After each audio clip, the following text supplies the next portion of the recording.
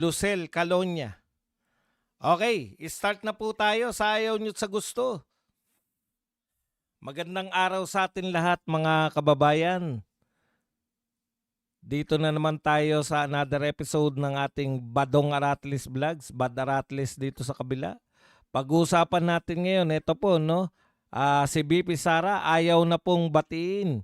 Ayaw na po makipagplastikan na bati-bati kunwari kay BBM. Si Shelo Magno po at saka tong si Father Flavi. Bakit nyo pinagtatanggol ang mga adiksyonist? Yan po ang mapag-uusapan natin. Pero bago yan, kung bago ka pa lang dito sa ating channel, mag-subscribe ka na. Dahil ito lang ang tayong channel na may kinikilingan, may pinapanigan. Una sa balita, huli sa impormasyon. Kaya ano pang hinihintay nyo? Pindot na. Okay, pag-usapan natin, no?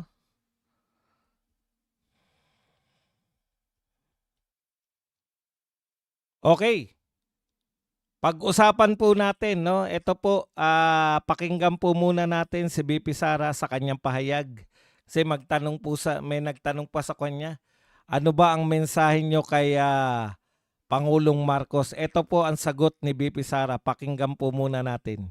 The spirit of Christmas, may message ka ba kay BBM? Christmas na daw?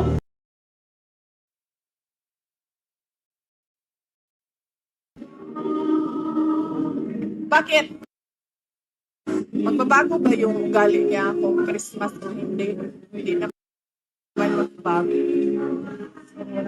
And in the same vein, magbabago ba yung ugali ko kung Christmas o hindi? So kung ayaw ko siya batiin kahapon na hindi Christmas, ayaw ko siya batiin ngayon na Pasko. Ganun kasi ako na tao. Ayaw ko batiin ng mga ayaw ko batiin.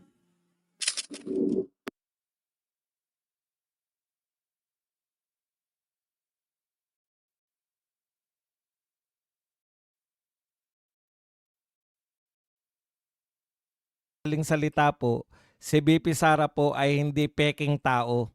No? Hindi po peke si BP Sara. Kaya po, nung may nagsabi po anong gusto niyo sabihin, mababago ba ang ugali ni BBM ngayong Pasko? Kahapon nga hindi ko siya binati, ngayon ko pa ba siya babatiin? Nung nagtanong bakit ayaw niyo pong batiin. Ayun po ang sabi ni BP Sara, no? Hindi naman mababago ng kanyang pagbati yung ugali ni BBM. Hindi rin po mababago ng ugali ni BP Sara sa kanyang pagbati. So sa madaling salita, nagpapakatotoo lang si BP Sara. Kung ayaw niyang batiin yung tao, ayaw niyang batiin. Hindi katulad ng mga poon ng mga loyalista. At saka akala mo ang babait na tao kung maghusga sa mga palamura, no? Yung pala mas matindi pa, mas masahol pa sa mga masahol. Okay, yung mga pinapanalangin po natin. Nananalangin po tayo, meron pong power ang prayer. Tuloy-tuloy lang po ang panalangin natin sa mga nasana magkatotoo ang panalangin o birthday wish ni Cara David.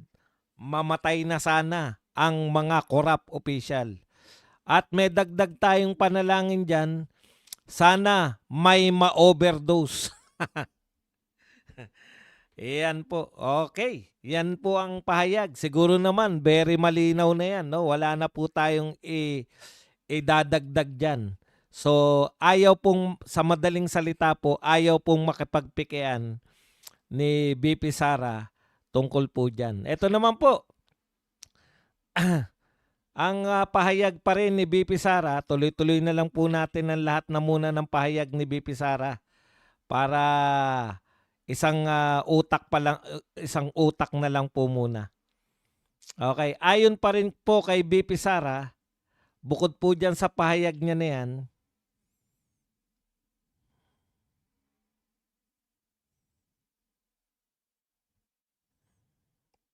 tungkol naman po sa impeachment, no? Ito po ang pahayag ni BP Sara sa impeachment. nakakapagod na siya para sa taong bayan yung impeachment. Yung impeachment na yan dahil nakikita naman natin na wala naman talagang ebidensya yung kanilang mga reklamo. Totally for threats and harassment lamang. Yan po ang pahayag ni BP Sara tungkol naman po sa posibleng dahil malapit na po, posible po na sampahan na naman siya after ng February 6 o sa February 6. Expired na po yung 1-year ban. Posible na naman po siya. Ngayon, sana po suriin po ito maigi ng mga congressman. Ako po, hindi po ako naniniwala na makakapagpapirma pa sila ng kasindami ng mga congressman dahil susuriin na po yan. Lalo na po yung mga congressman, alam po natin na matatalino na po yung mga congressman. Hirap na hirap po silang magpaliwanag. Marami po akong kilalang congressman na may mga napanood pa tayo. Halimbawa po, yung pong mga congressman sa Visayas at Mindanao, nagpapaliwanag sila bakit sila pumirma impeachment laban kay BP Sara. So, dalawa po ang factor dito kaya ko po nakikita na hindi na po mauulit yung 300, hindi ko alam kung 200 plus na pumirma. Una po, malamang wala ng budget. Yung sinasabi po ni Toby Chanko na hanggang ngayon po walang nag-imbestiga. Redon, Kokey Redon. Bakit hindi mo imbestigahan yan sa Kongreso? At saka sino pa ba ang senador na dapat mag-imbestiga niyan? Tito Soto, ba't hindi nyo iniimbestigahan yung mga congressman na di umano ay binayaran ayon kay Toby Chanko? So ako po, naniniwala po ako na wala na po silang maipambabayad. Ikalawa po, yung mga congressman po sa Visayas at Mindanao, hindi na po pipirma ang karamihan. Bakit po? Hirap po silang magpaliwanag. Nahirapan po silang magpaliwanag sa kanilang mga constituents. Bakit yung napaka sarap na maging pinuno? Bakit masarap pa naman? Yung mabuting nanunungkulan katulad po ni BP Sara, ay wala naman pong ebidensya sila Cielo Magno, tsaka si Father Flavi, at tsaka yan sila Laila de Lima, gawa-gawa lang naman si Madriaga. Bakit sila pipirma dyan? Samantalang malapit na pong maging presidente yan. Alam nyo naman po ang mga congressman natin. No? Kung hindi nyo pa po alam, malapit na pong magbaliktaran yan. Dahil ang mga congressman po natin, same tao, same pamilya, sila-sila rin po yan. Kada po magpapalit ang Pangulo ng Pilipinas, doon po sila kumakampi sa bagong Pangulo. Kaya imposible po na hindi nila nararamdaman na si BP Sara po ay ang magiging future president ng Pilipinas. Pwede pong ngayon, sa mga ilang araw, pwede pong maging presidente anytime. Kung matutupad po yung ating panalangin. Or pwede po.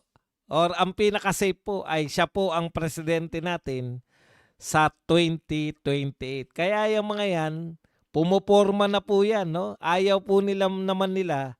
Alam nyo naman to si BP Sara. Nakita nyo naman, sinabi niya, ugali niya yan. Kung ayaw kitang batiin, hindi kita babatiin. Hindi siya peking tao. Kaya mamomoblema na po sila. Hindi naman po sanay karamihan ng mga congressman natin na kumukontra po sa Pangulo. Sanay po yung mga congressman natin na hallelujah, amen sa mga Pangulo. Kaya yan dalawang dahilan na yan. Yung wala namang bayad ngayon. Paano pa sila makakapagbayad? Pinuputakte nga sila ng bat-bat nga po sila ng expose nito ni Leandro. Kung sino-sino na po nag-expose, pasi PCIJ, ang dami po nag-expose na ng kanilang ng kanilang mga ninakaw. Ayan. Okay. Ito naman po ang sinabi ni BP Sara, tong sa question na siya ba, anong tingin niya ang epekto ng pagkamatay ni Cabral dito po sa mga USEC at Assistant Secretary. Ito po ang pahayag ni BP Sara. Tingin ko makakaapekto ito sa mental wellness ng USEC at Assistant Secretary. Dahil yung mga kaparte ng mga anomalya, mag-iisip na sila kung mahuhulog din ba sila sa bangin. Wag naman ganun, BP Sara. Ikaw naman nananakot ka eh. Wag mo naman takutin yung mga USEC at mga Assistant Secretary. Pero totoo po yun. Wala nang pakinabang sa inyo. No? Pag-isipan nyo. Baka pag hindi na kayo napapakinabangan, ay bigla kayong maaksidente at mahulog sa bangin. Di ba? Ingat-ingat tayo. Tandaan po ninyo, makapangyarihan. Mukhang si Cara David po ay may sa anghel ang dila ni Cara David. Baka magkatotoo, madamay pa kayo. Kaya ngayon pa lang, kumanta na kayo. Total, aminin nyo man at hindi, konti lang naman na nakurakot nyo yung mga Yusek at Asik dyan. No? Idiin nyo na mga amo nyo para makaligtas kayo. Makaligtas kayo sa karma. Karmahin kayo. Bangin ng katumbas ng karma ngayon. Nauuso po. At saka alam nyo na po, no? Pag kayo po namatay noong araw, kahit gaano kasama ang tao, once na namatay, panay papuri.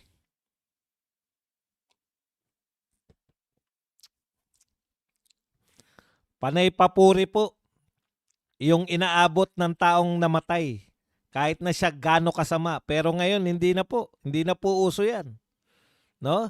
Nananawagan nga si Abante na igalang nyo naman. Huwag ka mag-alala, Abante, kung ano ang ginawa ng mga tao ngayon, kung paano nagdidiwang ang mga tao. Kay Akop, tinitiyak namin sa iyo, triple ang pagdiriwang namin pag ikaw nang kinuha ni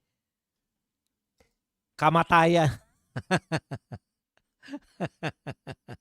Akala mo malulungkot kami? Masasayahan po kami. Ayan, gaba sa inyong lahat yan. Okay.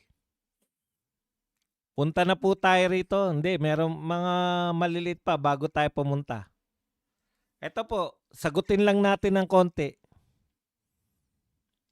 Sabi rito ng isang nagngangalang Rodolfo Medrano, left unescathed in the midst of multi-million peso flood control corruption ever recorded in our country's history. Yet, Senator Mark Villar was the DPWH secretary when all those anomalous transactions took place.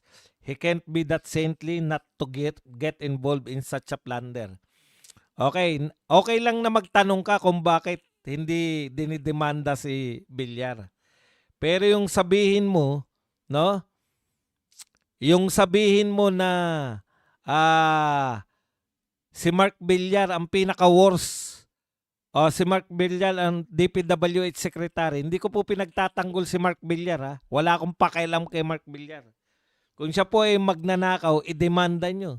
Pero yung sabihin nyo na si Mark Villar po ang secretary nung panahon na worst ang nakawan sa DPWH, katarantaduan po yan. Hindi ko naman alam na kare-resign lang po ni Bonoan.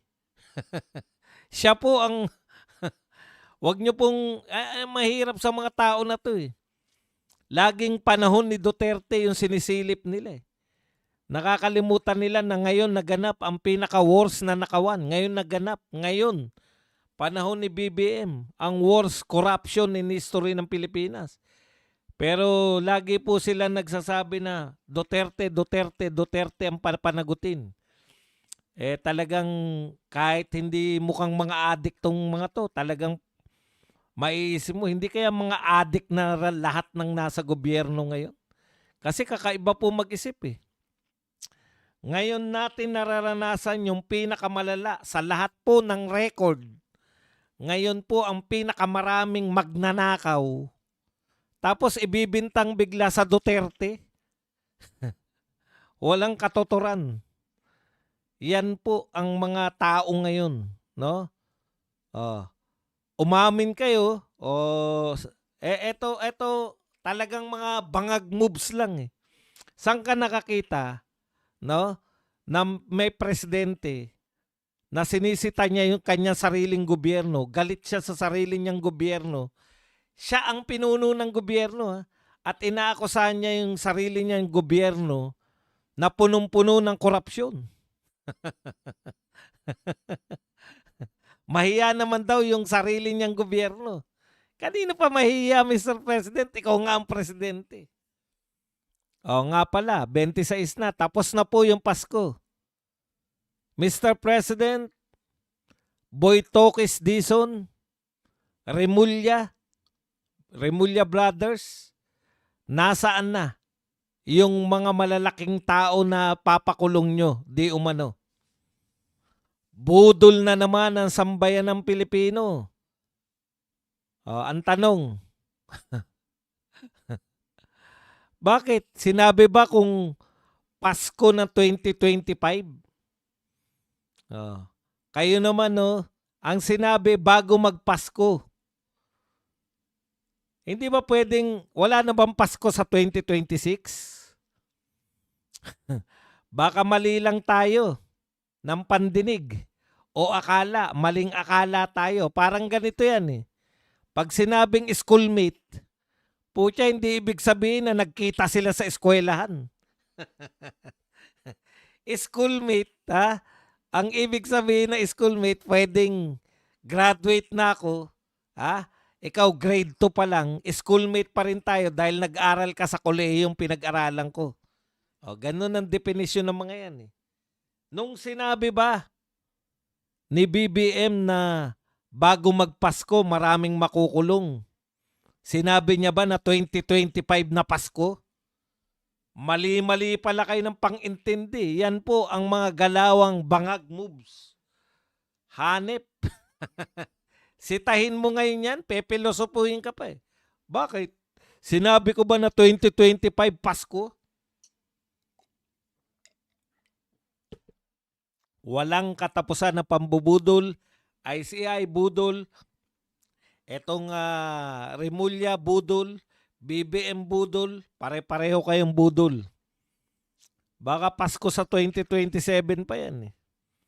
Sana mauna na yung sana mauna yung overdose. Mas masaya kami kung mauuna yung overdose. Alam nyo po, pag naganap po yung overdose, kulong lahat yan. May bago na tayong pinuno. Lito Lapid. Pinuno, Lito Lapid pa.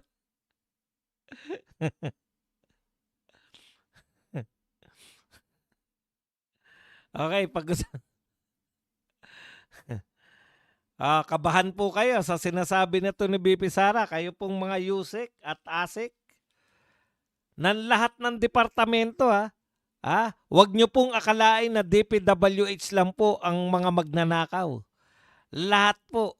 Bakit hindi tayo nakarating sa ibang departamento? Eto, Department of Finance, di ba? Nagdeklara po ang Supreme Court na illegal yung paglilipat ng pondo. Department of Finance. Dito po sa BIR, may natuklasan na. Di ba? Ano pa? Hindi pa lang kasi nakakarating. DSWD, malamang yan. Lahat ng mga ayuda sa DSWD, malamang malakas din ang nakawan dyan. Kaya po hindi pa nakakaalis sa DPWH. Ayaw mag-imbestiga. Ayaw mag-imbestiga ni Lacson. Yan, na Blue Ribbon Committee Chair. Yan ang problema eh. Pag ayaw mag-imbestiga. Kinuha yung Blue Ribbon Chair para hindi na makapag-imbestiga ng mga tao. Okay, pag-usapan po natin, ito po, yung dalawang tao na to. Alam nyo, ito hirap kala Cielo Magno. Profesor kasi to. Yan po ang mahirap sa mga profesor natin.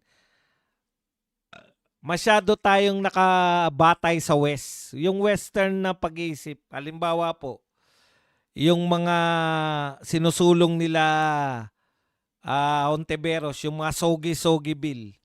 Yung mga gusto nilang ituro yung mga kalaswaan. Yung mga gusto po nila yung mga gayahin po yung Western culture na yung bata tuturuan mo na pwede kang magkaroon ng mga kasarian. Hindi lang babae, lalaki, bakla, tomboy. Meron ka pang pwedeng pagpilian. Pwede kang lalaki ka, may lawit ka. Ha? Pwede mong sabihin na ikaw ay babae. Yung mga trans culture. Yan po, kultura pong Western yan eh. Mga wangbu po. Opo, wangbu lang po makakaisip niyan.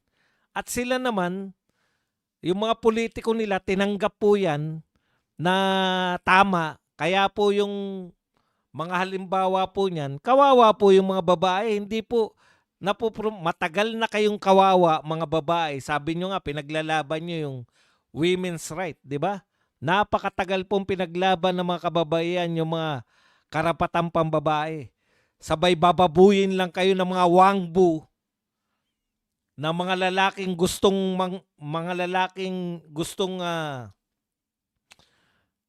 manyakol para lang pumunta sa CR ng mga babae na legal.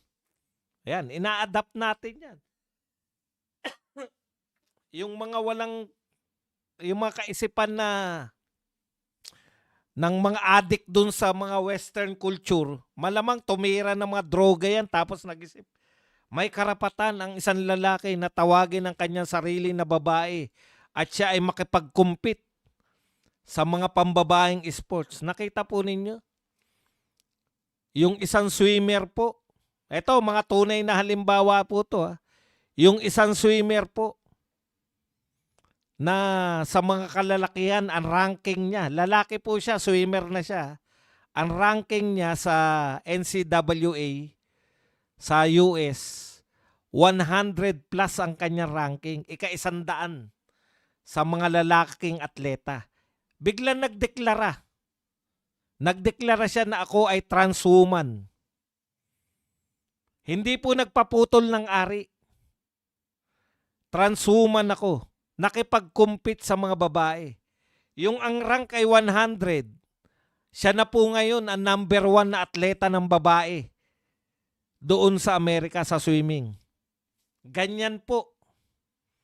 No? Ganyan po yung utak na gustong ipatanggap sa atin ng mga hinayupak na yan. Sa Olympics, nambugbog ang isang lalaki. Ang mga kalaban niya, panay mga babae. Olympic gold medalist sa boxing. Puta pa, paano mananalo mga babae? Lalaki yun. Yan po yung mga halimbawa ng mga kaisipan na gustong i-adapt ng mga katulad na profesor ni Magno. O ngayon, may bagong panukala si Magno. Ha? Ito ang bagong panukala ni Magno. Kailangang malaman ng kababayan natin na ang pagka-addict ay depende sa genes. Hindi ka addict, Magno. Nasobrahan lang kayo sa aral. Kasi po, hindi na nila mapangatwiranan na yung mga addict sa Pilipinas, sila po yung gumagawa ng krimen. Eh di katwiranan na rin natin na yung pagnanakaw ay nasa genes din. Hindi po kasalanan ng mga magnanakaw yung pagnanakaw kasi nasa genes nila. Minana nila, magnanakaw ang tatay niya eh. Kaya nagnakaw siya. Wala siyang kaso? Dahil namana niya yung pagnanakaw? Pag rapist, namana niya, tatay niya, rapist. Ganon? Tatanggapin natin yun? Ang sasama ng ugali niyo.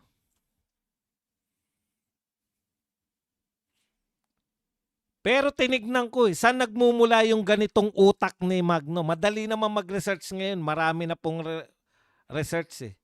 Eto po, sinearch natin saan nagmula yung mga kaisipang ganito. As usual, yung mga Western, ha, na nagtatago sila kunwari sa mga science. Alam niyo, hindi na ako naniniwala minsan dyan sa mga pag-aaral ng mga scientists. Pag-aaralan nyo, ang addiction ay genes. Ito po ito muna yung sinabi ni Cielo Magno. Yan. In recent statement from late December 2025, Professor Cielo Magno highlighted that drug addiction has significant genetic aspect, noting that some individuals are more prone to addiction due to their genetic makeup. Di ba? Sabi ni Magno, dahil daw sa genetics, yung ibang tao prone na maging addict. Ano yung genetics na po? Mga siraulo na kayo. Katwiran na po ng mga drugista yan. Yung nagpanukala niya na scientist di umano dun. Alam niyo po sa Amerika, no? Sangkatutak po yung scientific grant. Alam niyo sila, yung mga scientist dyan, magbibigay po ng panukala na eto pag-aaralan namin. Meron nga ako nabasa nun, mga talagang niloko na lang nila. Binibigyan ng pondo. Pag-aaralan nila. May mga marami pong mga scientific grant. Naalala nyo pag nanonood kayo ng mga Spider-Man, di ba? Bibigyan kayo ng grant ng gobyerno. Eto, tapos, dahil masama yung ginawa mo, tatanggalan ka na namin ng grant. Tapos magwawala yung magiging kontrabida na siya dahil tinanggalan siya ng gobyerno ng grant. Ganyan po. Kaya alam nyo sa ganyan, addiction, ikokonekta nila sa genes. Simple lang po yan. Pag addict ka, may batas tayo, bawal. Ngayon, para lang po makatwiranan nila na gumagaya na po tayo. Ganyan po yung sinasabi ng Western culture Na yung addiction po ay hindi po yan salot, hindi po yan sakit po yan. Parang sakit mo. 'Di ba pag sinabi na sakit, disease, sasabihin na ng mga tao, kawawa ka naman, nagkasakit ka ng addiction.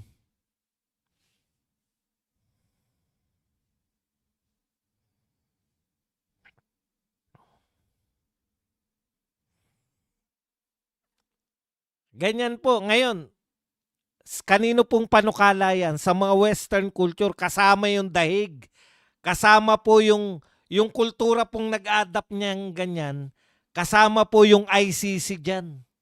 Kaya wala po silang nakikita na mali sa pagiging addict. Naaawa nga sila Tingin nila biktima, parang cancer victim.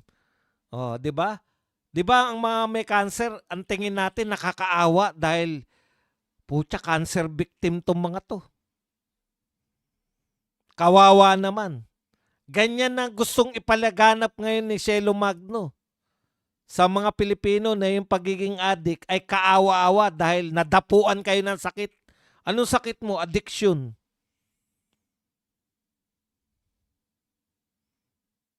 Lahat na lang. Klepto. Klepto yan kaya nang uumit. Klepto yan kaya nagnanakaw. Putya, magnanakaw din yan. Pag mahirap yan, walang klepto-klepto. Magnanakaw lang, ikukulong na.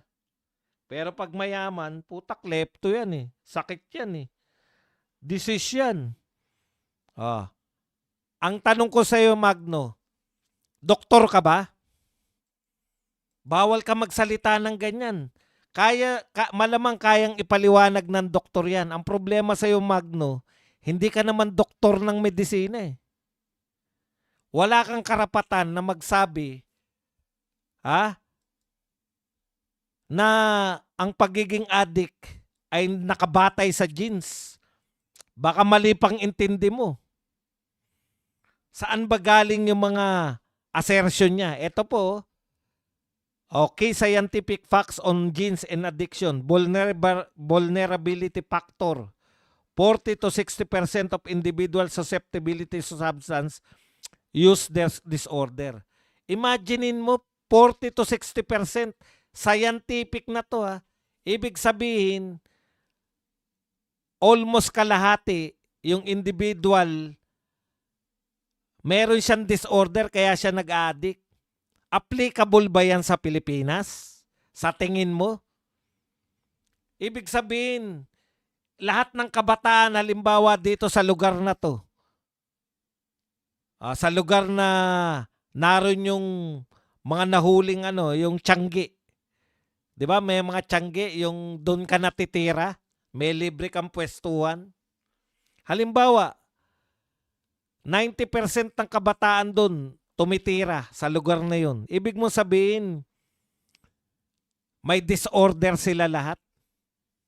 Kalokohan yan. Applicable lang yan, Cielo Magno, sa Western culture. Kasi mga soloista, mga tao doon, lagi nag-iisa na lang. Lagi nag-iisip. Dito sa atin, very sociable tayo. Pag ang mga kabataang katropa mo ay mahilig kayong mag-praise the Lord, putya, ligtas ka. O kaya kabataang naging katropa mo, mahilig mag-rap-rap o sayaw-sayaw, 'di ba? Doon ang linya nyo. Putya, pag mga kabataang na linyahan mo, durugista. Malamang durugista ka na rin. Kaya, hindi mo kayang ipaliwanag yung sinasabi mo dahil hindi ka doktor.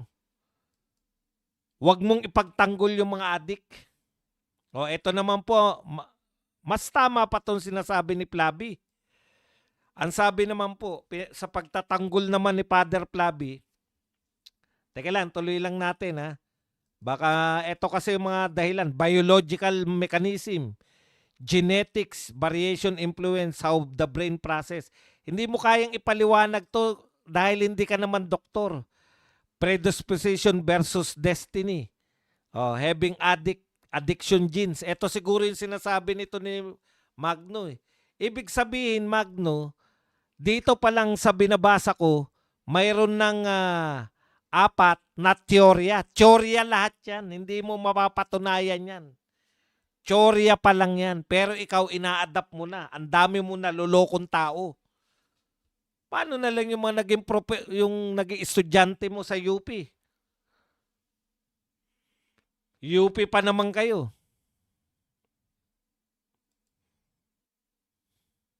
Kaya dapat kayong mga taga-UP, yung mga ibang profesor dyan, nagsasalita din kayo. Wala bang mga profesor ng medisina sa UP? Kontrahin nyo tong wala namang karapatang magsalita tungkol sa medisina. Ito po ang sabi ni Father Flavi na aminadong adik. Ang pagiging adik ko noon ay dala ng curiosity. Sabi ko, ano pa kayang mas masarap sa marijuana? Tignan mo, tama po yan eh. Dahil ang marijuana po ay gateway drug. Kung pag-aralan nyo po yung marijuana, di ba? Maaring walang maidulot na masama sa iyo yan. Pero yung pagiging gateway drugs niya, eto po sinasabi ni Flavio, ano pa kayang mas masarap sa marijuana? So titira na siya ng mas mataas pa sa marijuana, heroin, kung mayaman-yaman ka, o kaya yung cocaine. Kung mahirap ka, bato. Pero ano man ang pangangatwiran nyo, ang question ko lang sa inyo, bakit nyo pinangangatwiranan, bakit ninyo pinagtatanggol yung mga adik? Nakita po ninyo, yan po yung mga uri ng tao na kontra sa war on drugs. Dahil sila ay pro-droga. Hindi nila nakikita na masama. Ang panalangin ko na lang sa inyong mga pro-droga, sana mangyari sa inyo, sana anak ninyo, kung may anak ka man Magno, at saka Father Flavi, kung may anak ka man, sana yung mga anak ninyo, danasin yung mga naging biktima ng addiksyones. Sana yung isa sa mga anak nyo, o pamangkin nyo, o kapatid nyo, nananalangin na lang kami. Kasi kampi sa inyo pati media eh. Kayo mga PI kayo ng mga media. Sa tingin nyo, tama na yung pinagsasabi niya ni Cielo Magno? Na genetics na yan droga, pagdodroga? Ganyan na po kasablay lahat yung mga tao na yan. At yan po ang gusto nila. Kaya pala, magtataka pa ba tayo sa utak ni Magno kung bakit lantaran, kilalang kilala nyo kung sino yung mga magnanakaw, magbabasa lang kayo. Kung sino yung mga tunay na magnanakaw, hindi nila makita yun. Ang nakikita nila, yung pamilya na galit sa droga. Yung pamilya na ayaw magkaroon ng droga sa Pilipinas. Doon sila gigil ng gigil. Kaya yun ang sinasampahan nila na reklamo. Dahil sila ay pro-droga.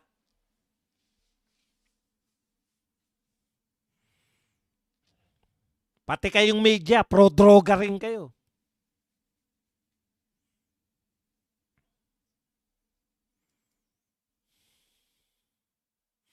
O ngayon, tanong ko sa inyo. Ano masasabi nyo ron sa 5 taong gulang, nangangaroling? Pinagsamantalahan ng 2 adik. Hindi na po nasiyahan. Kinatay pa. Cielo Magno, nasa jeans nila? Father Flavi, curious sila? Oh, may batang nangangaroling. Oh. Biktima ba sila, Father Flavi? Biktima ba sila ng curiosity nila? Dahil curious sila, ano kaya mangyayari pag ganun ba, Father Flavi? Curious din sila. Iiyak kaya tong bata na to? Nakakapanggigil kayo, mga hinayo pa kayo. Talagang wala na kayo, mga piste, mga demonyo. Pag kayo natigok, matutuwa kaming lahat. Sana danasin nyo yung mga biktima ng mga drogista. Sana mapagtripan kayo. Ganda nito. Oh. Yun lang panalangin ko. Sana mangyari sa inyo. Siguro, habang ginagawa sa inyo yun, iniisip nyo pa rin, jeans niya to. Biktima lang din to. Nagmana ng jeans. Hindi niya kontrolado ang sarili. Nakakaawa naman to habang ikaw sa'yo ginagawa. Habang sinasaksakan ka ng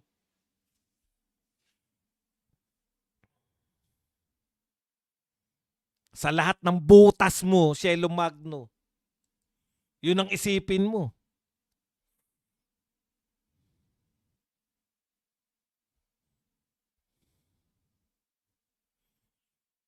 Tanong ko sa inyo, Cielo Magno at saka Father Flavi. Nakakaawa ba yung 2 adik na nagsamantala sa 5 taong gulang na nangaroling at ginurgur pa? Nakakaawa po ba sila? Dahil biktima sila? Sino po ang biktima? Yung 5 taong gulang? Siya ang may kasalanan kasi naingayan sa awitin dahil pinanganak ang Hesukristo. Naingayan yung mga adik. Kaya dapat lang sa kanya yun. Sabihin niyo yan. Alam niyo po ang mga Duterte, sumusuporta po sa mga sundalo. Pag namatay po yung sundalo, pumupunta po ron sa mga sundalo, nakikiramay. Kayo, pumuntahan nyo yung pamilya ng 5 taong gulang na nangangaroling lang sa burol at sabihin ninyo, maawa po tayo sa mga adik dahil po biktima sila. Yung anak nyo po kasi bakit nangaroling? Sisihin ninyo! Sayaw-sayaw na lang muna natin. Putya, nakakapanghina. Mga demonyo. Okay. Punta po tayo rito. Palamig tayo ng konti. Segue tayo rito. Kay Vilma Santos, kaya nyo kami tinitira kasi nasa taas kami. Sinagot po yan ni retired Brigadier General Orlando De Leon. Yan po. Umaaray din pala ang taong nasa taas pag binabato ng katotohanan ng mga taong nasa baba. Ayan. Alam mo, retired Brigadier General Orlando De Leon, kaya po umaaray yan si Ate Vilma Santos, Ate B. Hindi po sanay na nababanatan. Pero po, yung mga sanay nang nababanatan, wala na pong talab sa kanila. Lalo na po yung mga biktimang adik. Aba, hindi na po eh. Biktima nga eh. Ha? Biktima nga eh.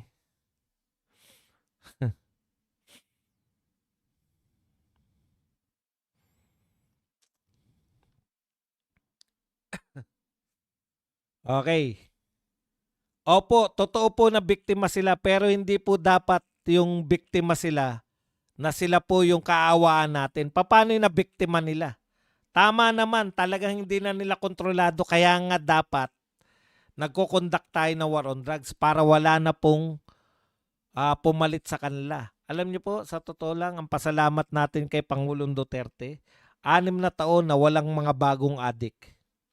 Maliban na lang siguro yung mga kamag-anak ng mga opisyal kasi nakakapagpalusot eh. Pero ako naniniwala po ko 6 na taon ni Tatay Digong wala naging bagong adik. Ibig sabihin, yung mga dating hindi adik, hindi po naging adik nung panahon ni Tatay Digong. Ano yun? Napaka-illogical mo na nun. Hindi ka adik nung panahon ni Pinoy.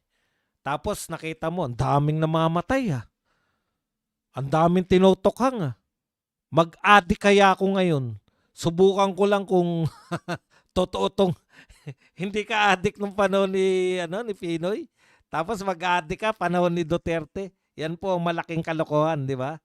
Oh.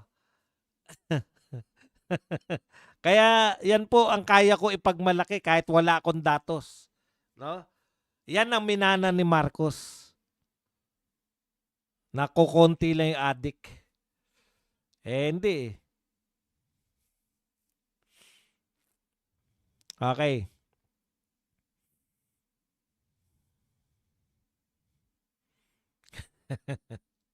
Kanina naglakad ako kaya magandang aking eh.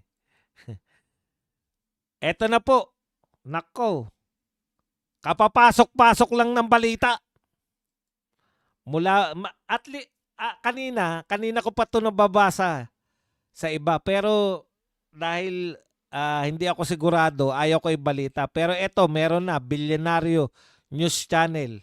At least, kasi yung mga post lang ng mga tao, mahirap ibalita yun di ba? Lalo na kung ang bintang kay First Lady.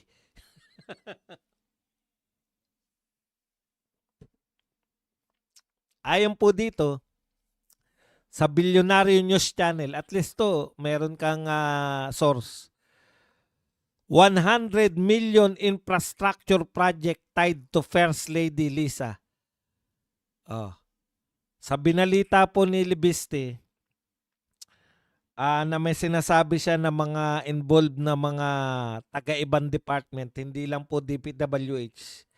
Ito po nakakagulat, hindi po tao sa gobyerno. Asawa po ng presidente to. Documents obtained by Bilyonaryo News Channel show that First Lady Lisa Marcos, Araneta Marcos, has been included in the DPWH leaks with an alleged 100 million infrastructure project leased under the Department of Public Works and Highways proposed budget in 2025 National Expenditure Program. Kasali pala sa NEP, no? Ang pangalan nito ni Lisa Marcos. The project appears under the OP, Office of the President, category with remark, care of First Lady Lisa Araneta Marcos, with request letter from District Representative Faustino Inodi. Kaya naman pala mula sa hindi nating kilala. Alam nyo na ngayon kung bakit naging speaker si Faustino Inodi. Ha? Siya pala. Eto po, oh. Mayroon pong request letter mula po, kasi 2025 eh. Noong 2024 yan, may sulat si Faustino D na naka-care of, ayan, no, care of First Lady Lisa Araneta Marcos with request letter from District Representative Faustino Inodi. Siya ngayon ang speaker. Kaya ka pala naging speaker, ha? Faustino D? Siya ba yun? Faustino ba to si Speaker D? Siya yung ano, speaker natin. Meron ka palang letter na naka-care of dyan sa lugar nyo, care of First Lady. Magkano na nga yung... Magkwenta lang po tayo sandali. 100 million. Magkano na nga porsyento sa 25? 25 million, isang congressman lang yun, ha? Antindi.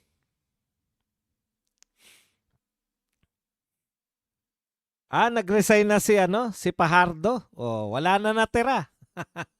Wala na natira sa ICI, nag-resign na rin. Pero